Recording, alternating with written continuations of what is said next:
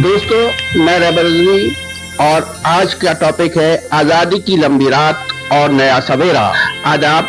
बहुत ज़माने पहले की बात है कि बरसगीर एक शानदार ज़मीन थी जहाँ खेत सुनहरी गंदम से लहराते, बाजारों में मसालों की खुशबू फैलती और लोग अपनी तहजीब व सकाफत पर फख्र करते। मगर एक दिन समंदर चीरती हुई अंग्रेजों की किश्तियां आईं। वो पहले ताजिर बनकर आए मगर आहिस्ता आहिस्ता हुक्मरान बन गए। दोस्तों, 1757 की जंग प्लासी में नवाब सिराजुद्दौला को हराकर अंग्रेजों ने बंगाल पर कब्जा जमा लिया और यूं एक तवील गुलामी का आगाज हुआ। लोग चुप थे मगर दिलों में आग जल रही थी। ये आग 1857 में सुलग पड़ी जब सिपाहियों और आम लोगों ने अंग्रेजों के खिलाफ बगावत की।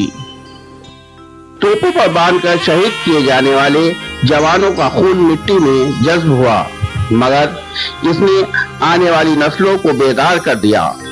दोस्तों, वक्त गुजरता गया, हिंदुस्तान के कोने कोने में आजादी के चर्चे होने लगे।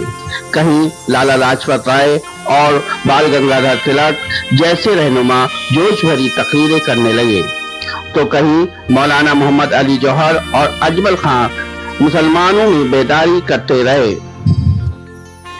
फिर एक दुबला पतला, आंखों में अज़्म और हाथ में छड़े लिए शख्स जनूबी अफ्रीका से आया जिसका नाम मोहनदास करमचंद गांधी था। इसने कहा, हम अंग्रेजों से हथियार से नहीं, सच और अदम तशद्दुद से जीतेंगे। लोग हैरान हुए मगर उसकी आवाज दिलों में उतर गई। इस दुबले पतले शख्स ने किसानों, मजदूरों, औरतों, बच्चों सबको एक लड़ी में पिरो दिया। दोस्तों, दूसरी तरफ कुछ नौजवानों के दिल में आग और तेजी से जल रही थी। भगत सिंह, चंद्रशेखर आजाद, राजगुरु, वीर अब्दुल हमीद, ये सब गोली और बम से आजादी का सूरज तुलू करना चाहते थे। भगत सिंह ने कहा, इंकलाब की गूंज हर दिल में होनी चाहिए। उनके फांसी के फंदे पर कदम रखते वक्त होठों पर मुस्कुराहट थी। दोस्तों, फिर आए सुभाष चंद्र बोस जिसने नारा लगाया, तुम मुझे खून दो, मैं तुम्हें आजादी दूंगा। इन्होंने आजाद हिंद फौज बनाई और समंदर पार से भी अंग्रेजों को चैलेंज दिया। दूसरी जंग अजीम ने ब्रिटानिया को कमजोर कर दिया। 1946 में मुंबई, कलकत्ता और मद्रास के साहिल पर खड़े जवानों ने बगावत कर दी।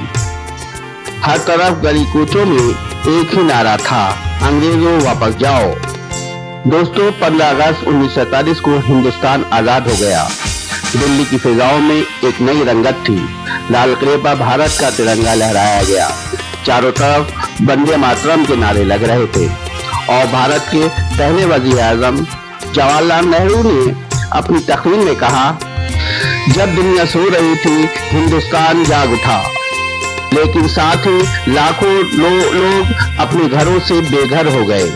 काफिले खून और आंसुओं में डूब गए मगर सबके दिलों में ये यकीन था कि गुलामी का सूरज डूब चुका है और आजादी का सवेरा आ चुका है।